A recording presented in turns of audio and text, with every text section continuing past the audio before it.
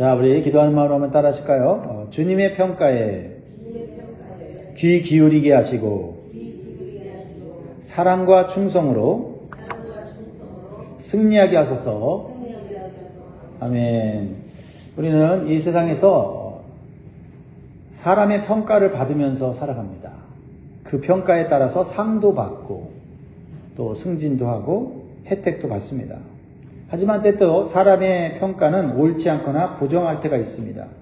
그래서 낙심하거나 실망하기도 합니다. 그러나 사람의 평가보다 더 중요한 평가가 있습니다. 그것은 바로 주님의 평가입니다.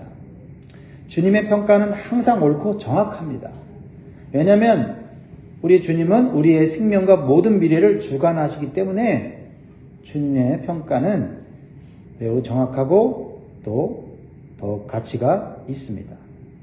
그래서 사람이 나에 대해서 옳지 않은 평가를 내릴 때에도 우리는 주님의 평가를 따라가야 할 것입니다. 그러면 주님은 우리를 도와주시고 인정해 주시고 영원히 복된 길로 인도해 주시는 것입니다. 오늘 본 말씀은 요한계시록에 기록된 7교회에 대한 주님의 평가예요. 7교회는 모든 교회를 대표한다고 했죠.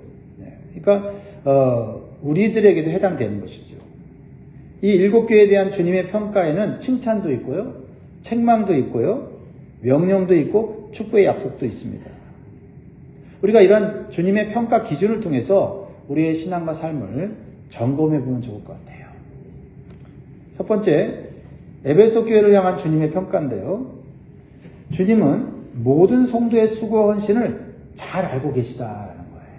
사람이 알아주든 알아주지 않든 주님은 다 알고 계시다라는 거죠. 자, 2절을 보면요. 내가 내 행위와 수고와 내 인내를 알고 또 악한 자들을 용납하지 아니한 것과 자칭 사도라 하되 아닌 자들을 시험하여 그의 거짓된 것을 내가 드러낸 것과 또 내가 참고 내 이름을 위하여 견디고 게으르지 아니한 것을 아노라. 누가 안다고요? 주님이 아신다. 주님이 알고 계신다면은 철저하게 올바로 정확하게 알고 계신 것입니다. 그래서 주님은 올바른 평가를 하신다라는 겁니다. 그것으로 위로받으시기 바랍니다. 주님은 에베소 교회 성도들의 행위와 수고와 인내를 알고 계신다 했습니다. 여기서 행위는 뭐냐면 주님을 위한 봉사와 사역들을 말하고 있습니다. 그런데 그들의 수고와 인내도 알고 계시다라고 했습니다. 이것은 무엇을 의미합니까? 그들이 주님을 위한 봉사와 사역들이 한두 번 한 것이 아니고 중도에 포기한 것이 아니고 꾸준히 성실하게 했다는 것을 말해주고 있는 것입니다. 수고를 했고 인내를 했다. 수고한다는 것은 정말 힘들고 어려운 과정을 이겨냈다는 거고 인내했다는 것은 뭐요? 끝까지 했다라는 것입니다. 주님이 이 모든 것을 다 알고 계시다라는 겁니다. 그렇습니다. 우리가 주님을 위한 봉사와 수고와 인내를 사람들은 다 몰라도 주님은 모든 과정 속에서 다 보고 계세요. 그래서 기억해 주시고요. 그리고 그에 합당한 은혜와 축복을 주신다라는 것입니다. 에베소 교회는 사도 바울이 전도 여행 중에 세운 교회입니다. 사도 바울의 눈물의 기도로 3년 동안 복음과 말씀을 전하고 가르쳐서 세운 교회예요. 그러니까 말씀 위에 세워진 교회입니다. 그래서 에베소 교회는요, 진리의 말씀을 따라서 악한 자들로부터 교회를 잘 지켰어요. 그 에베소 지역은 여러분 기억하시는 대로 우상숭배가 아주 성황했던 곳 아닙니까? 그래서 아데미와 같은 신전이 있었고 또 사람들이 각 가정에 이 우상단지를 만들어 놓고 섬겼지 않습니까? 그래서 이 우상 만드는 사업이 엄청나게 왕성했고 그래서 그것으로 돈을 많이 버는 사람들이 우상을 만드는 자들이었죠. 그런데 그리스도의 복음이 들어가니 우상은 아무것도 아니다 그러니까 어떻게 됩니까? 그 우상 사업하는 자들이 분노해갖고 자신의 이익이 끊어진 걸 알고 사도 바울과 그 성도들을 핍박하고 괴롭게 하지 않았습니까? 그럼에도 불구하고 그들은 진리의 말씀으로 교회를 잘 지켰다라는 거죠. 그 이후로 에베소 교회에 있는 이 에베소 교회는 그 지역에 있는 우상 숭배와 음행의 세속 문화가 들어오지 못하도록 지켰다는 겁니다. 쉬운 일이 아닙니다. 그리고 자칭 사도라 하면서 이단 사상을 가르치려는 자들을 교회 안에서 시험하여서 그들의 거짓을 드러낼 정도로 진리와 거짓을 분별할 수 있는 그런 영적인 지혜가 있었다라는 거죠. 이렇게 주님은 세속 문화와 이단 사상을 분별하고 이겨낼 수 있는 말씀 중심의 신앙을 칭찬하신다라는 겁니다. 나는 과연 말씀의 기준으로서 신앙생활을 하고 있는지 다시 한번 살펴보시기 바랍니다. 두 번째로 주님의 책망이 나오는데요. 주님의 책망은 매우 중요합니다. 왜냐하면 이 책망은 무시할 수가 없어요. 정확하고 또 우리를 위한 것이기 때문에 그래요. 우리의 부족함이나 잘못을 정확하게 판단하셔서 우리를 다시 회복시키려고 하는 주님의 사랑이 담긴 책망이기 때문에 그렇습니다. 에베소 교회는 주님의 많은 칭찬을 받았지만 한 가지 심각한 문제가 있었습니다. 그 한 가지 심각한 문제는 본질적인 신앙의 문제였다라는 거죠. 그래서 주님께서 굉장히 엄중히 말씀하세요. 4절 5절을 같이 읽습니다. 시작. 그러나 너를 책망할 것이 있나니 너희 처음 사랑을 버렸느니라. 그러므로 어디서 떨어졌는지를 생각하고 회개하여 처음 행위를 가지라. 만일 그리하지 아니하고 회개하지 아니하면 내가 내기에 가서 내 촛대를 그 자리에서 옮기리라. 자, 여기서 내 촛대를 옮긴다는 것은 촛대는 교회를 의미하죠. 그러니까 교회를 어떻게 해요? 역사 속에서 사라지게 하신다라는 매우 두렵고 무서운 말씀이에요. 아니, 이 에베소 교회가 얼마나 주님께 많은 칭찬을 받았는데 어떤 문제를 가지고 있었길래 교회를 사라지게 하실 정도로 그들에게 책망하시는가. 그것은 4절이 나와 있죠. 뭐예요? 처음 사랑을 버렸다라고 말하고 있어요. 처음 사랑. 첫사랑이죠. 그러니까 교회의 본질이 사랑이에요. 왜냐하면 하나님의 본질이 사랑이기 때문에 그렇습니다. 하나님의 사랑 위에서 교회가 세워진 거죠. 그 하나님의 사랑의 핵심이 뭐예요? 십자가의 사랑이잖아요. 십자가의 사랑 위에서 교회가 세워졌고 십자가의 사랑으로 구원의 복음이 만들어진 거잖아요.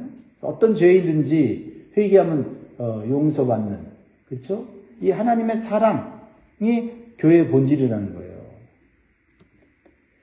그런데 에베소 교회가 처음 사랑을 버렸다라는 겁니다. 무엇을 의미합니까? 처음에는 봉사와 수고와 인내를 사랑의 마음으로 했다는 거예요. 그래서 주님이 보시기에 아름다웠다는 겁니다. 그러나 시간이 흘러가면서 사랑은 점점 메말라지고 형식적인 봉사와 종교 의식만 남게 되었다라는 겁니다. 그것은 먼저는 하나님을 향한 사랑이 식었다는 거예요. 사랑으로 봉사하는 것이 아니라 의무나 책임으로만 하는 봉사를 하는 겁니다. 그러니까 겉으로 볼 때는 봉사도 많고 사역도 많은데 주님이 볼 때는 오히려 그게 문제라는 거예요.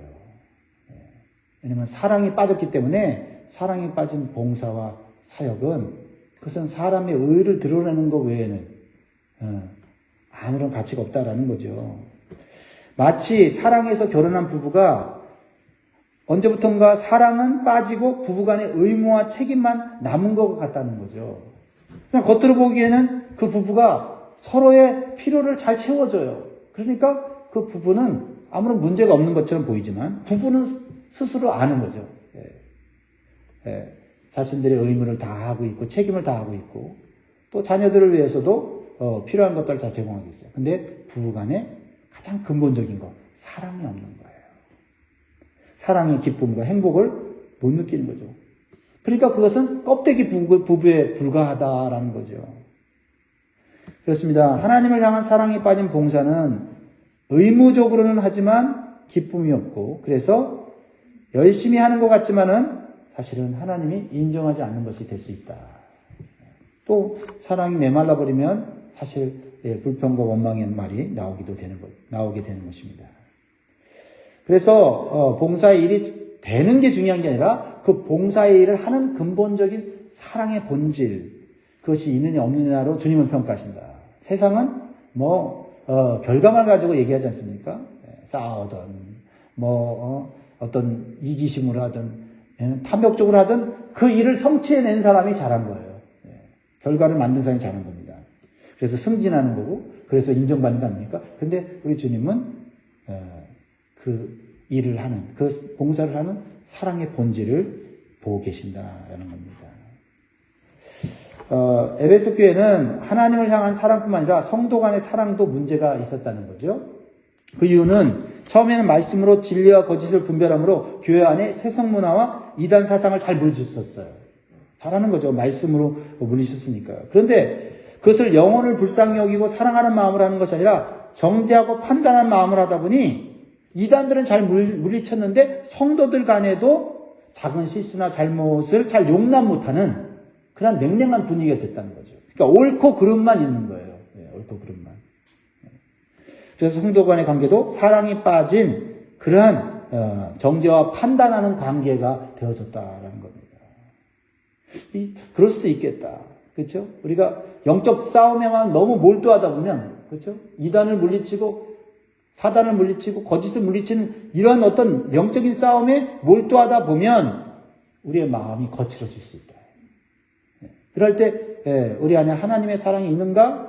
그걸 돌아봐야 되는데 그걸 돌아보지 않았다는 거죠. 에베소 교회 성도. 그러니까 성도들도 그런 눈으로, 그런 판단으로 보게 되고, 그러니까 전투적인 싸우는 그런 자세로 사람들을 대하다 보니 사랑의 본질이 빠진 교회가 되었다라는 겁니다. 그렇습니다. 예수님께서는 이 근본적인 사랑이 빠진 교회는 교회의 모습이 아니다라고 책망한 겁니다. 그런데 예수님이 책망하실 때는 아주 절망적인 게 아니라 그것을 고칠 수 있는 기회를 허락하시는 것이다. 어떻게 그 문제를 해결하기를 원하십니까? 5절을 같이 읽습니다. 시작. 그러므로 어디서 떨어졌는지를 생각하고 회개하여 처음 행위를 가지라. 만일 그리하지 아니하고 회개하지 아니하면 내가 네게 가서 내 촛대를 그 자리에서 옮기리라. 자, 첫 번째는 생각하는 시간을 가지라는 거예요. 내가 지금 어디서 떨어졌는지를 생각하는 거죠. 어디서 떨어졌는지 생각하는 거는 언제부터 사랑이 빠진 봉사와 형식적인 신앙 행위와 잘못된 정죄를 했었는지를 생각해 보라라는 겁니다. 두 번째는 그러한 잘못을 인정하고 회개하라는 거예요. 회개하라는 겁니다.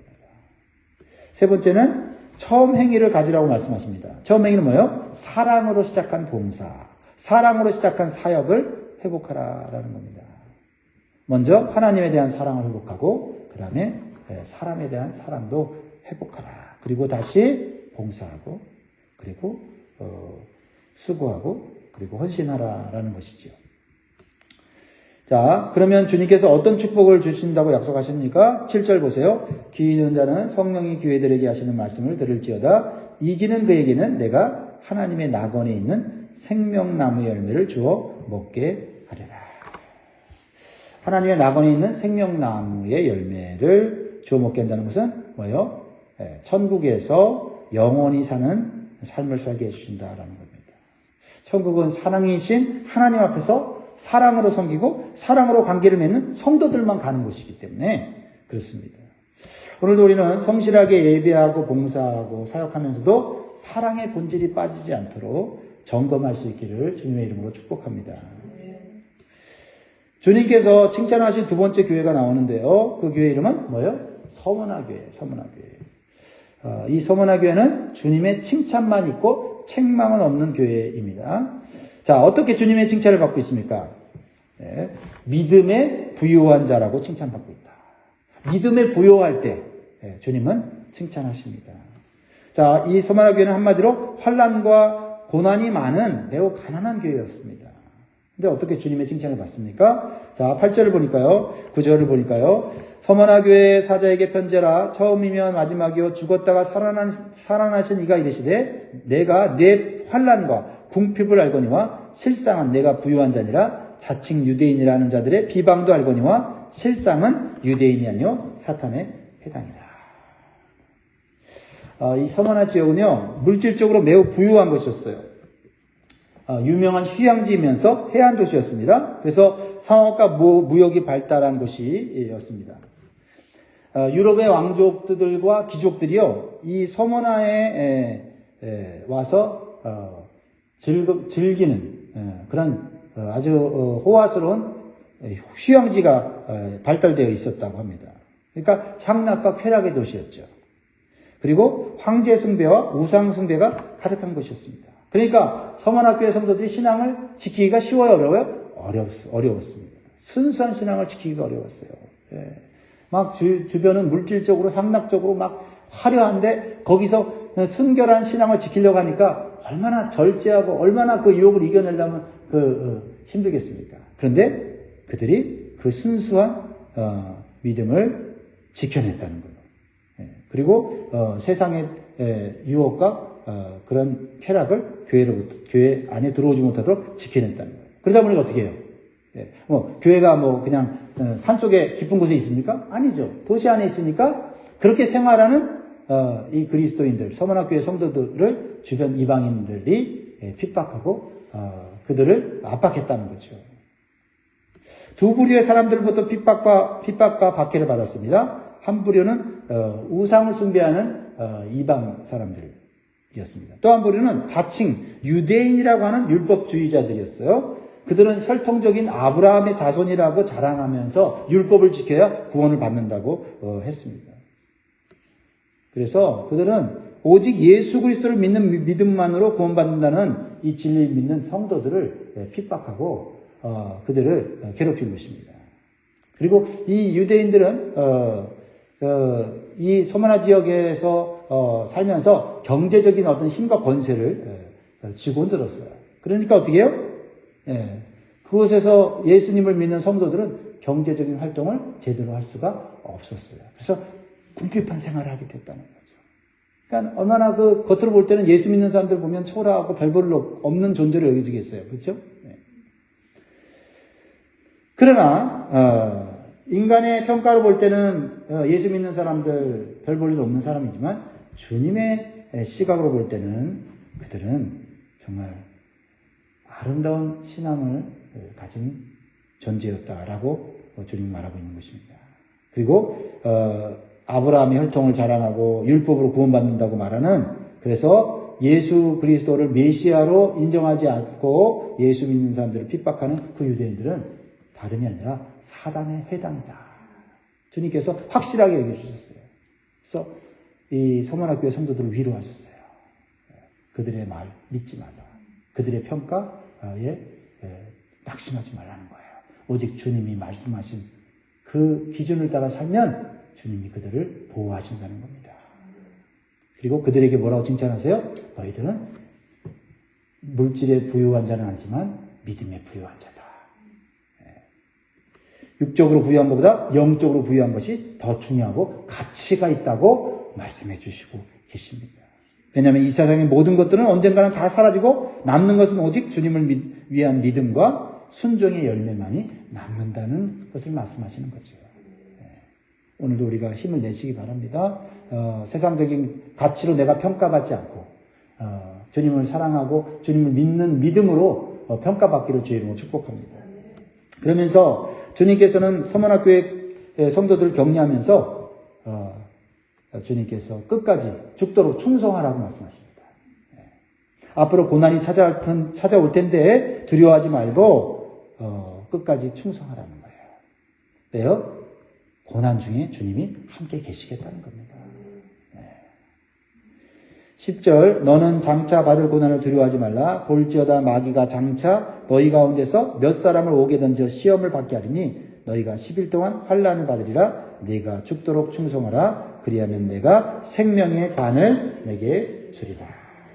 여러분 10일 동안 환난을 받는다는 것은 그 환난이 힘들고 어렵다는 거예요. 10은 완전수예요. 그러니까 아주 극심한 환난, 고난이 온다는 거죠. 그러나 주님이 10일이라고 말씀하신 것은 그 기간이 정해져 있다는 거죠. 그러니까 정해져 있는 기간만 죽도록 충성하고 참고 견디면 승리는 따놓은 당상이다라는 거예요. 얼마나 귀한 주님의 약속입니까? 확실한 소망입니까?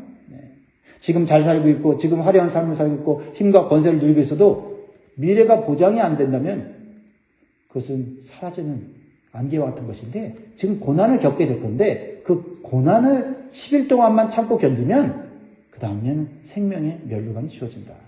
차라리 어떤 게 낫습니까? 확실하지 않은 미래를 사는 것보다 확실한 미래를 살면서 지금 고난 속에서 인내하는 것이, 충성하는 것이 더 값진 것 아닙니까? 네. 왜요? 주님이 말씀하셨다면 주님이 함께 하시기 때문에 그렇습니다. 자, 이렇게 환난과 궁핍과 고난 중에도 죽도록 충성한 성도들에게 주님은 어떤 축복을 약속하십니까? 11절 읽고 마무리합니다. 시작. 귀 있는 자는 성령이 교회들에게 하시는 말씀을 들을지어다. 이기는 자는 둘째 사망의 해를 받지 아니하리라. 여러분, 첫째 사망이 있고 둘째 사망이 있죠? 첫째 사망은 육체와 영혼이 분리되는 죽음이에요. 이 죽음은 믿는 자나 안 믿는 자나 모두 겪는 육체적 죽음이에요. 둘째 사망은요, 불과 유황이 있는 지옥에서 영원한 형벌을 받는 것입니다. 둘째 사망의 해를 받으면 소망이 없는 거예요. 영원토록 여러분 영원한 형벌을 받는다고 생각해 보세요. 정말 끔찍합니다. 그러나 믿음으로 죽도록 충성한 성도들은 영원한 천국에서 영원히 주님과 함께 영생 복락을 누리게 되는 줄 믿습니다.